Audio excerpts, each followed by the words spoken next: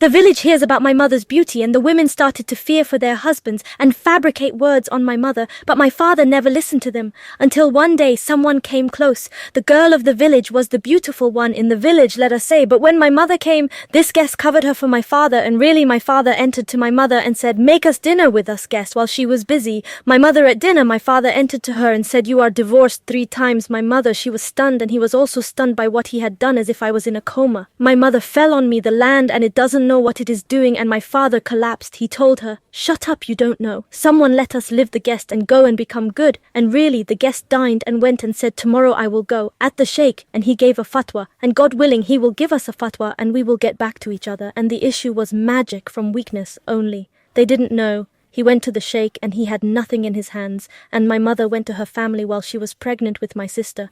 And here begins the journey of my suffering. Me and my older sister were with my father and mother when she gave birth to my sister. The little one stayed with her. My father got married, just his wife's campaign. My father was killed by an unknown wife. My father went to her brother, and her brother was a big merchant, considered rich at that time. We had a brother.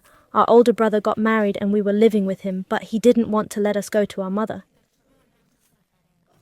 My mother couldn't support us. My older sister was 14 years old at that time when our cousin proposed to her, but my brother refused because a merchant wanted to propose. Indeed, the merchant married my sister, and he was much older than her. He was already married and had children. As I told you, he was married, and I became the only one living with my brother and his fierce wife. I was the one caring for her children because they were young like me, and I myself was still a child. After a while, my cousin, who had proposed to my sister, came back and got engaged to me. My brother agreed, and I got married at a very young age, only 12 or 13, just so he could get rid of me. I lived in my uncle's house, and when I got pregnant, my husband left to study in another city far away. He would only visit once a year, leaving me with his family for a year. There I was, living with his family, humiliated, barely 13 or 14 years old, pregnant, and no one cared about me. My mother-in-law was cruel. Some days we had to grind with the mill. I was tired from pregnancy. My cousin came and raped her. I threw a stone at my head, crying from pain. She told her mother, "Nora is crying." Her mother came, cursed me, and hit me, saying, "Why aren't you finishing the grinding?